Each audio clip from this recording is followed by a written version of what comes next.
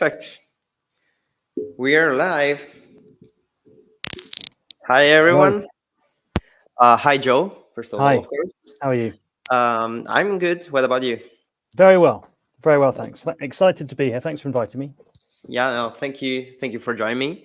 And just a little reminder for anyone who's gonna watch this.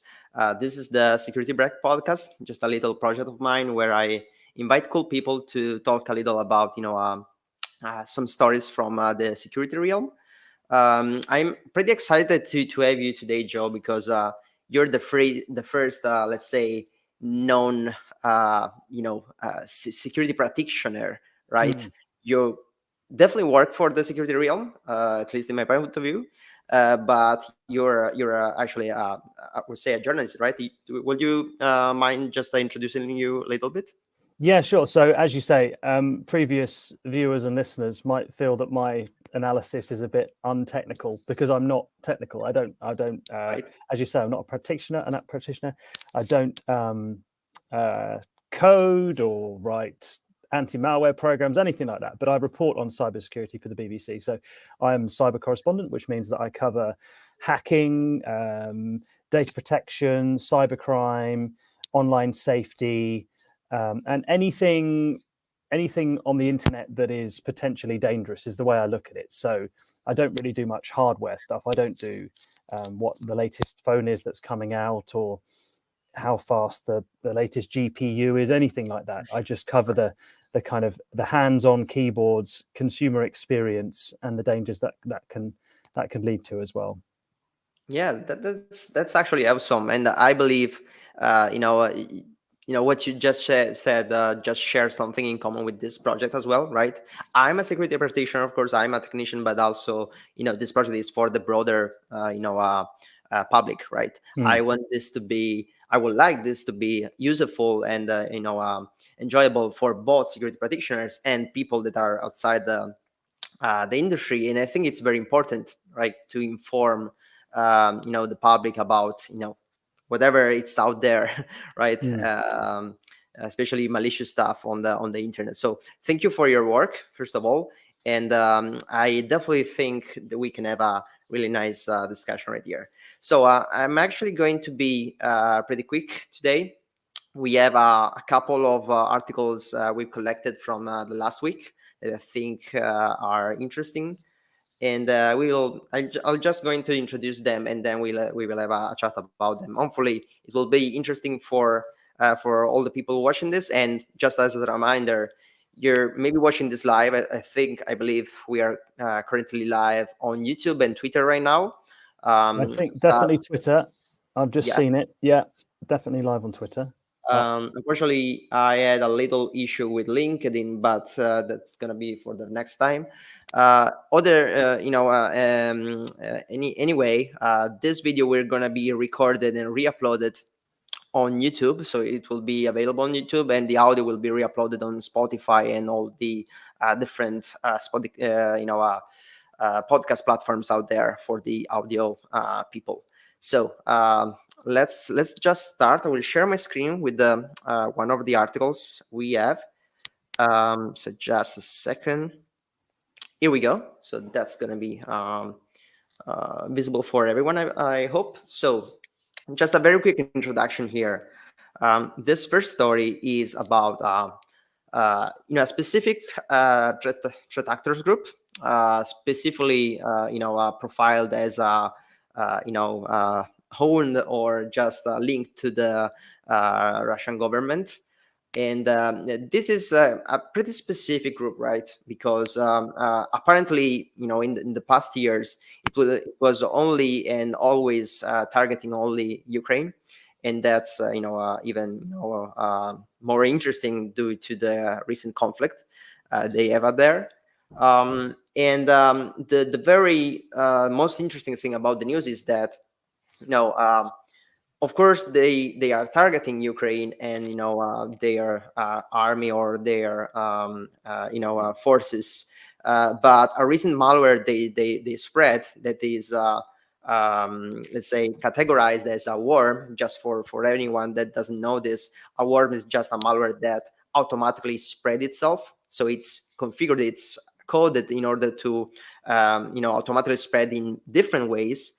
This one in particular actually auto-install them, itself in USB devices. So anytime, let's say, an infected computer gets a new USB devices or a USB key or something, maybe an external disk connected to the computer, then the malware auto-install itself on the new USB devices, so that USB devices can also infect other computers later, right? So this is a way to infect as many devices as possible.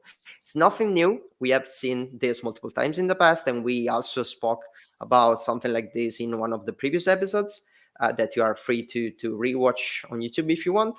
Anyway, the most interesting thing here is that specific worm, that specific malware, automatically infecting other computers actually went outside of the Ukraine borders, right?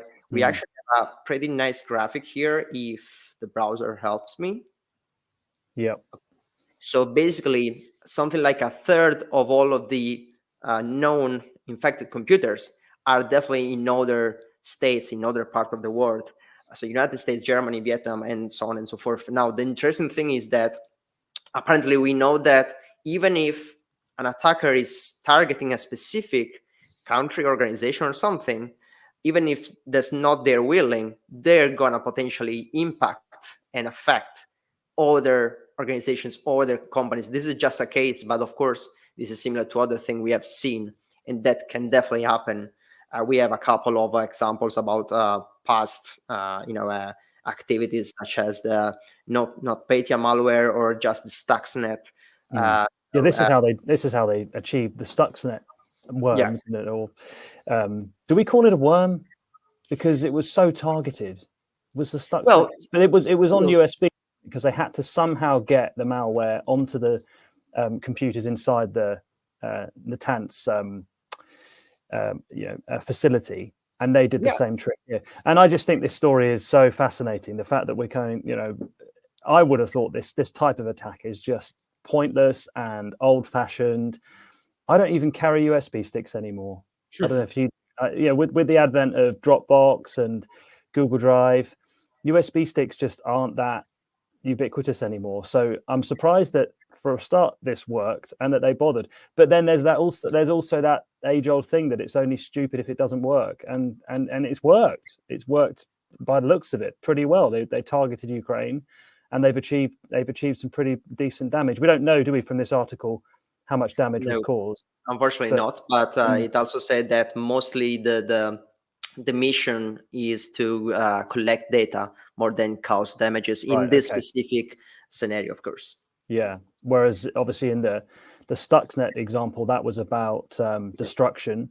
And I think the NotPetya example is an interesting one to bring up as well, because at the advent of the full-scale invasion last year, I wrote a piece for the BBC, which was the three things that cybersecurity professionals are most worried about in terms of the Russian cyber offensive that we were expecting to take place. One of them was whether or not there would be an out-of-control worm launched by Russia, which damaged more than Ukraine. Obviously, that is NotPetya. That's the example that everyone goes to, the most destructive worm ever, which caused billions of dollars worth of damage when it was unleashed against Ukraine, and it spread out of the borders, as you say, and got out of control. And then the other two were things that we are seeing to some degree. Of course, there was the 2015-2016 power outages caused by Russia against Ukraine power grids, which caused blackouts. That was a big fear. Would Russia unleash that kind of power? And largely the answer was no, until I think only last week or the week before, when we saw that actually it looks like that did happen. Pales into insignificance, of course, when you've got missiles dropping and bombs exploding.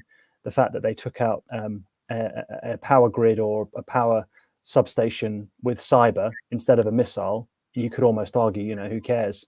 It would take a long time, a lot of work, when the missile would be quicker and potentially even cheaper. But we are seeing that. And by the looks of it, now we might be seeing one of those uncontrollable worms. I'm hoping this will be contained. It's not spreading that fast, but you never know. Yeah, absolutely. That for me, there are multiple things that are interesting about this. You mentioned one of them, the fact that it can be surprising for most people, right? They're still using USB drives, and it is this successful, right? Whether most organizations are preventing usage of those devices, so maybe you cannot even use them if you want to, right? Because they are completely prevented on an organizational level, and it's just so common to use cloud storage, right? As you mentioned, Google Drive or anything like that. Why do you even use USB drives? Now the fact is that that's not always true, and especially not in all countries. The point is that That's we have true. seen that in some specific regions is still so common that it's the best way to spread malware. And maybe for really high secured environments which are not connected to the internet, so cannot use something like a Google Drive or any cloud storage, this is actually more effective potentially than spreading through the net. And actually maybe it's the only way for a worm to spread around, because there's no connection between the various devices that you want, especially during a war. That's very true, right? That's a good point. I hadn't really thought about. I'm looking at this from a kind of Western perspective. Here in London, working for an organization like the BBC, we would have cloud storage, we would have decent connections. So yeah, you're right. Maybe this kind of attack in a different region of the world is still viable. Well, I mean, it is viable. Look at it. Look at that graph there. Yeah, it has worked to some degree. Do you know, from the article, I was curious, is it spreading? So if I plugged in the USB, would that then own my computer, or would it then own another USB that I put in? How does it actually spread? Do I have to put that USB into lots of different computers, or will it? So Do you know? So the thing is, and I'm not talking specifically about this malware. I always say that anyone that is watching this, you are definitely encouraged to look at the article itself, deep dive yourself, and maybe understand a little more than what we are discussing right here. But generally speaking, this kind of malwares, they have different features. The first one is the main one, maybe to collect data from the computer itself. Let's say in a spyware version of the malware, The other feature is basically to install, let's say, stealthy part of the software which is waiting for new USB drives to be connected. And every time a new USB drive is installed, then it's replicated to that device. Yes. Right. Okay. Now, every time that new device is then connected to a second computer, a third computer, and so on and so forth. Now, that's the way it actually auto spread. Yeah. Right. Yeah. It now depends on how the attacker specifically configured the malware, how much to spread, whether it checks for the computer software before spreading. Like, I want to maybe infect only Windows computers, and I don't know, maybe not Linux for computer, just because I didn't code it for it. Or maybe, I don't know, someone could definitely prevent it to spread too much, right? And to check maybe the host name, basically the name of the computer, to make sure this is owned by a specific organization. Now, unfortunately, most of the time it's not like that, because we have seen that most of the time attackers are not that precise, are not that picky on how to code the malware. They want it to work. Yeah, okay, they want it to spread as far and wide as possible. Yeah, exactly. But I think they've also been quite targeted, Russia. I think the fears that lots of people had that the Russian cyber military would go nuts and just try and infect the world, that just hasn't happened. I think they have been, and I'm not the only one that would put this analysis across, but they have been quite targeted. So this, I would imagine there would be some people, if indeed this was Russia and if indeed it was a cyber military, who wouldn't be very happy about this graph. They would want to see that graph have one line, not lots of lines, because they don't want an escalation. They don't want to, they certainly wouldn't want to unleash some sort of NotPetya style attack. But on this, the other thing I keep thinking about on this is that why are people picking up USBs or accepting USBs in the post or however they got there, and why are they plugging them in? That just seems so bonkers to me. But then again, like I say, it's coming from my perspective as someone who's seen this kind of thing before. So maybe that's a bit unfair. I mean, you got two very good points there. I wanted to cover all of them. So the first one you said is, it should be a goal of the attackers to not spread too much in order to not, basically raise too many alerts.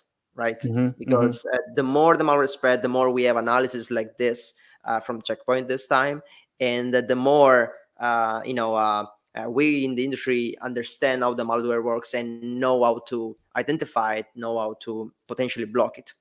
So it's definitely one of the goals to not be identified like this.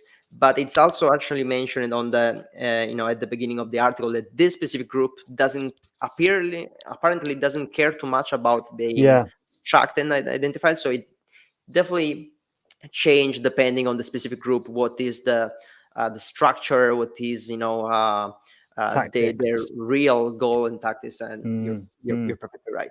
Yeah, because I think from memory, there's lots of different threat actors, APTs, that are thought to be in Russia, aren't there? And there's Fancy Bear and Cozy Bear, and there's different. They attack in different ways, and they spend a varying amount of time trying to cover their tracks. But like as you say, I think Dan Gooden wrote this, I think, from Ars Technica, didn't he? And I think he says there, these guys are called Shuckworm. Yeah, Shuckworm. Yeah, and they don't seem that worried about covering their tracks.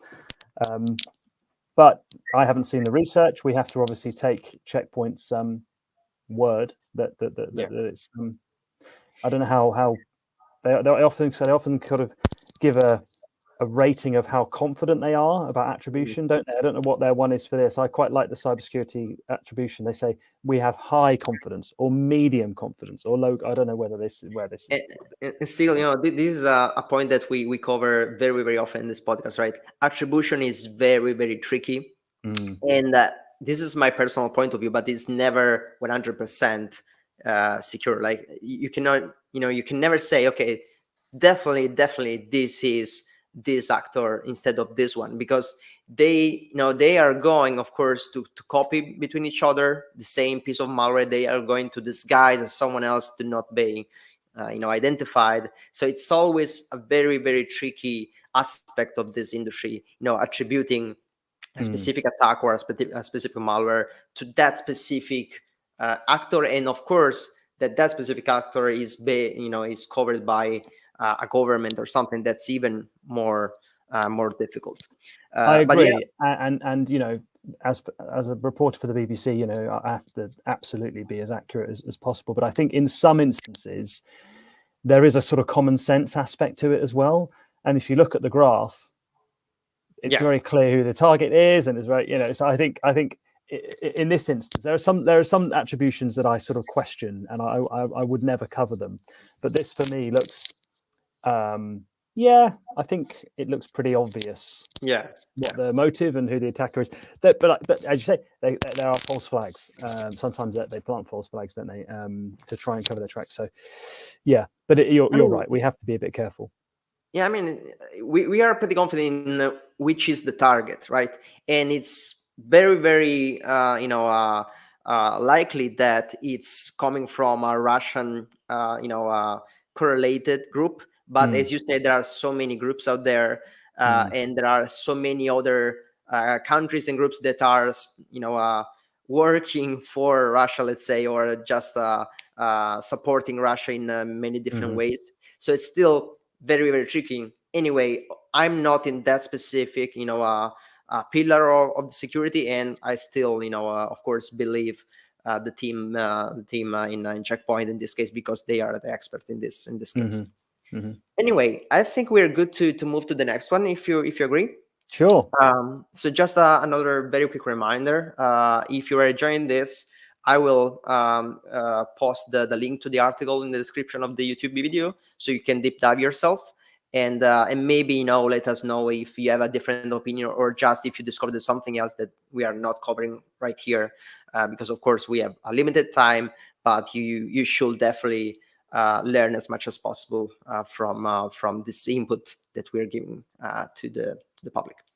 So that being said, I'm moving to the next one, which I think it's very, very, very interesting, and something that we definitely not talk about most of the time in the industry, and that the public out there is definitely not aware of.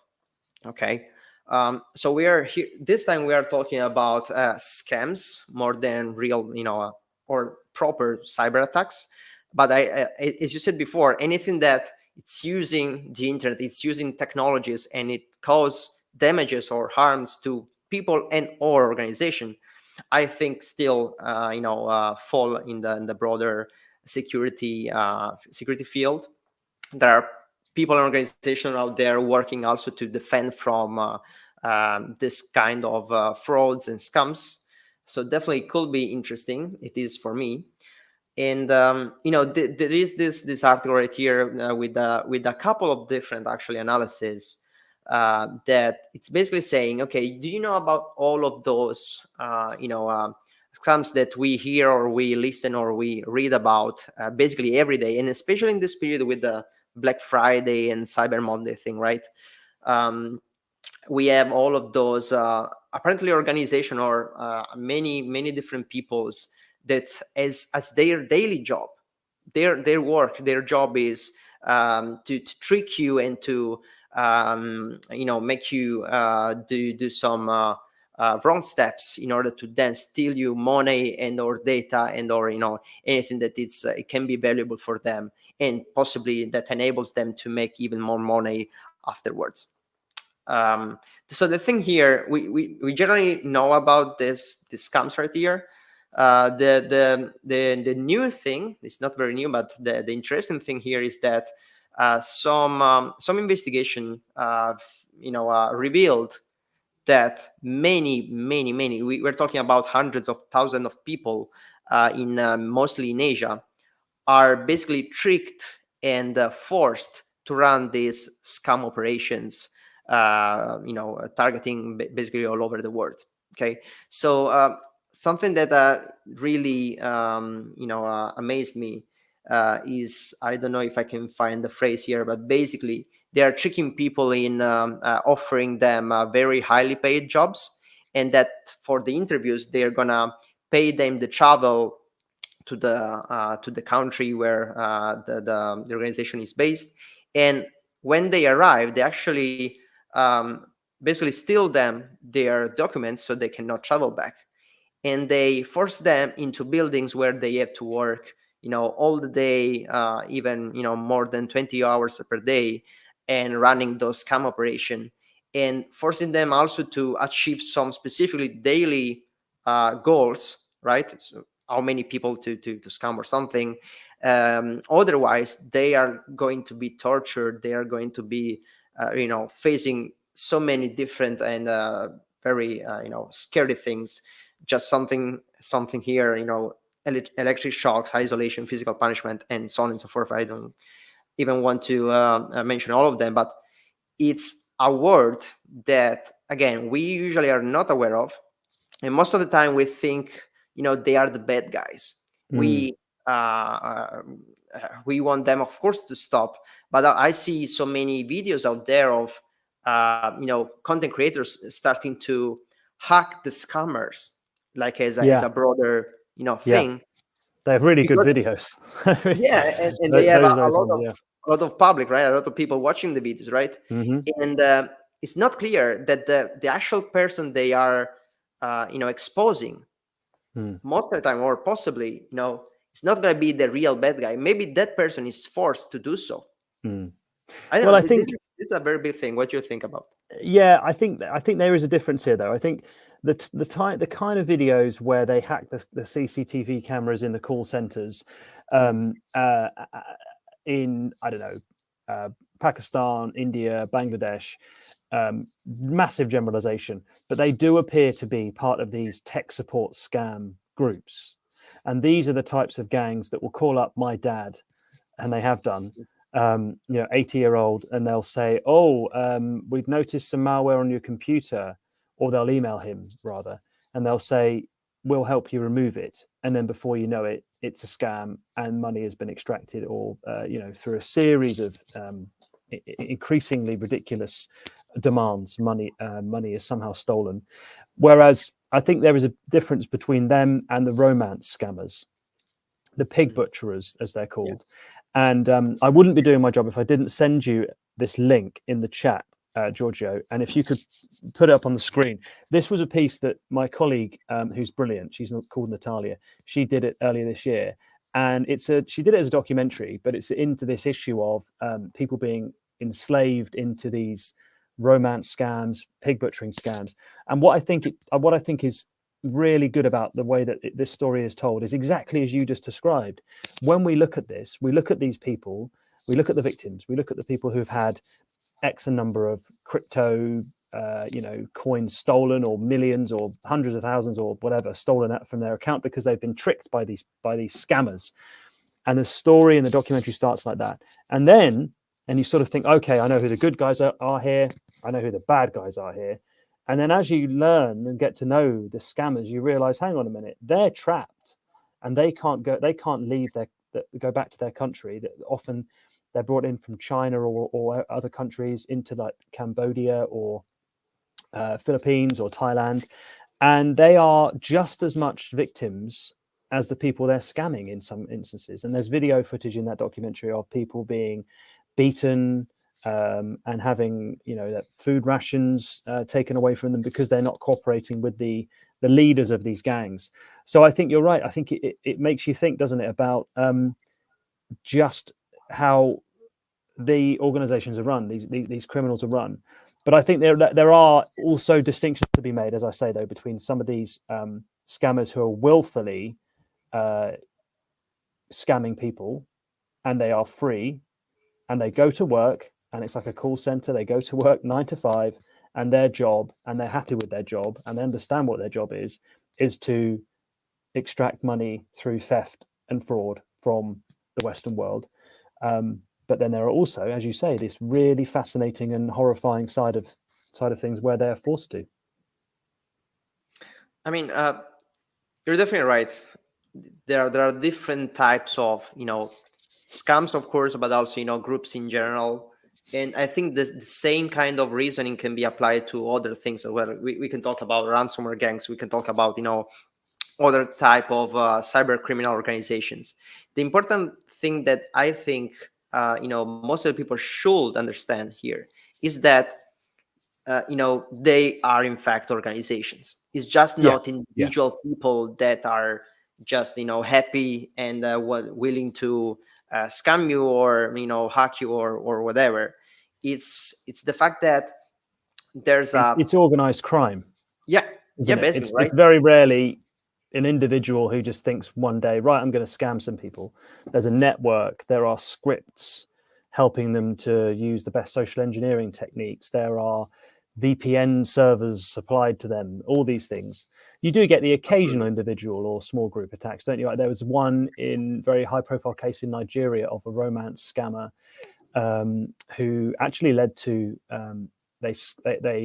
they tricked I think he was 18 years old, this boy called Jordan, into sending some nudes to the scammers, and then they blackmailed him, saying, if you don't pay us $200 or whatever it was, then we'll publish all these pictures of you naked to your friends and family.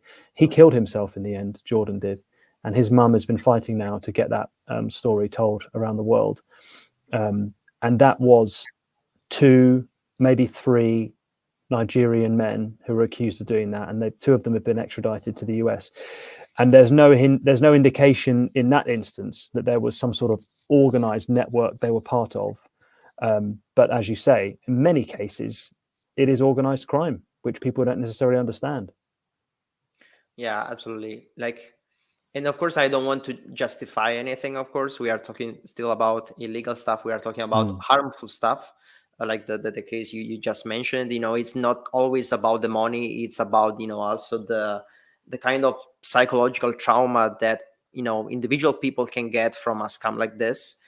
Even if they just lose money, maybe that's all the money they collected their entire life, and that basically in today's society, that means that you lost everything, okay, most of the time. So it's definitely something that we need to find a way to stop. Of course, there are organizations there, like government agencies, after this kind of cyber criminals.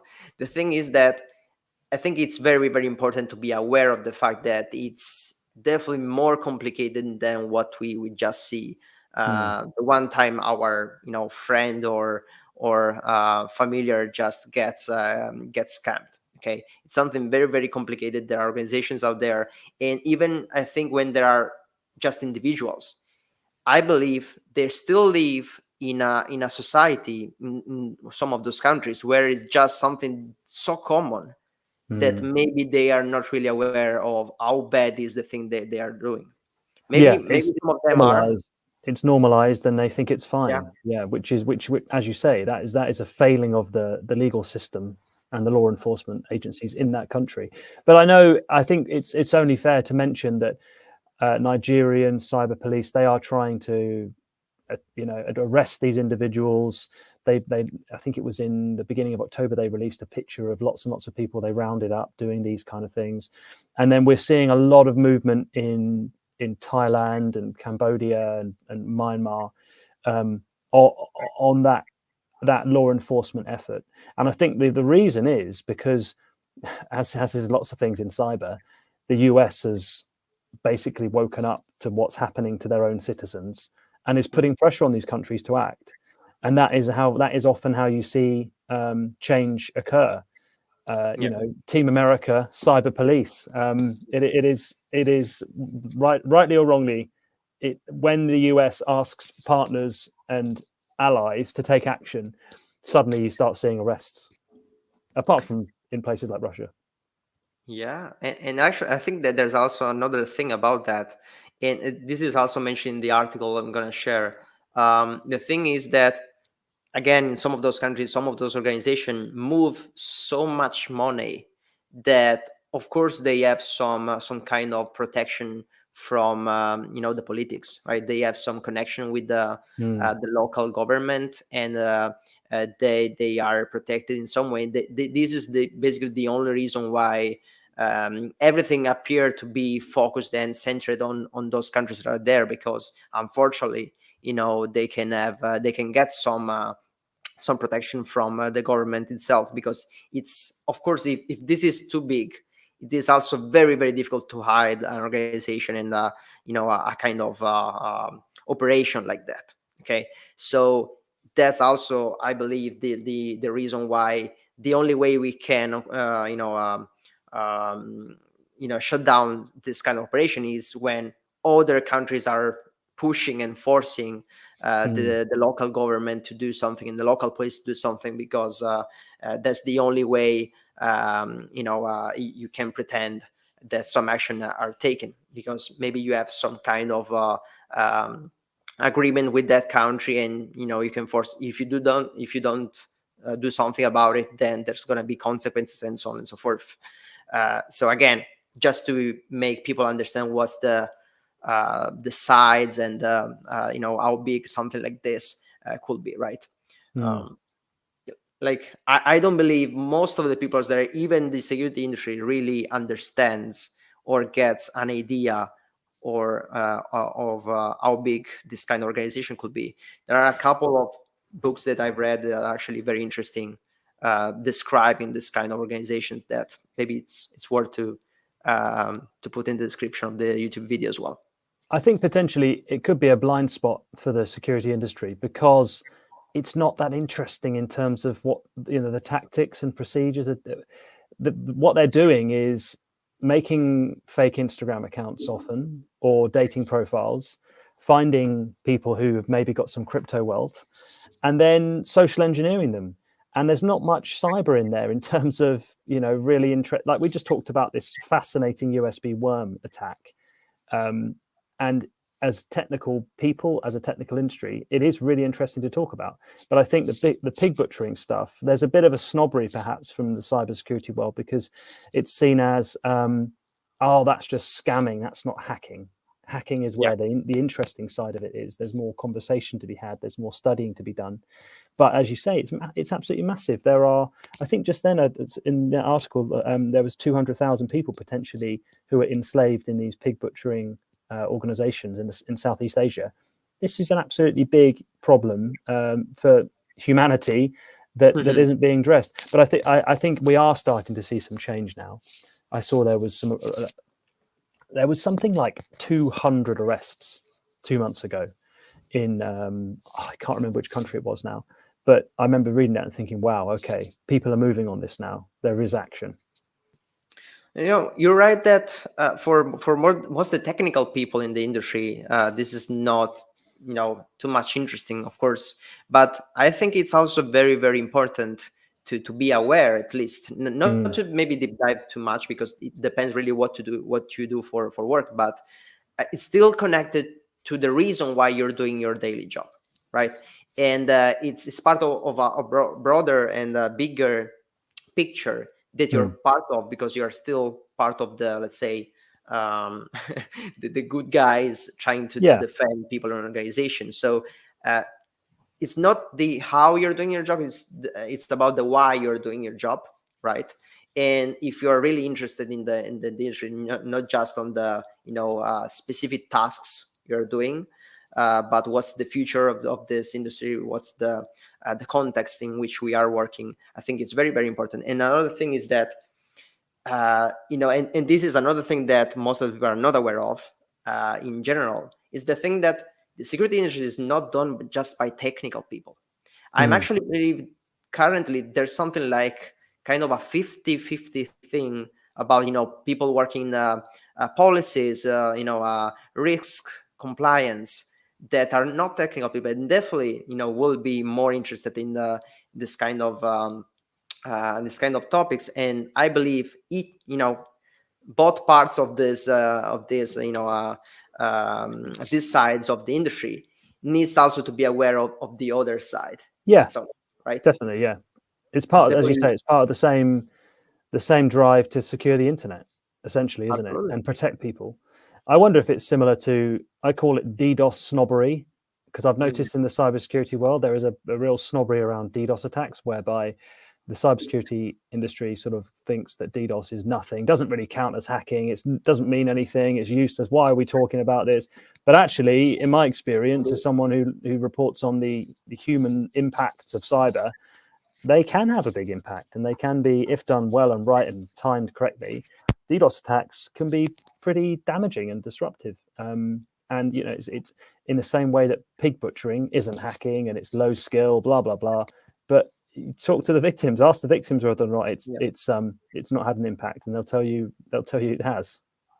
Yeah, I think it's not about how technical it is. It's about how impactful it is, right? About how many things it affects and how much damage can cause. So we really need to be refocusing on that thing.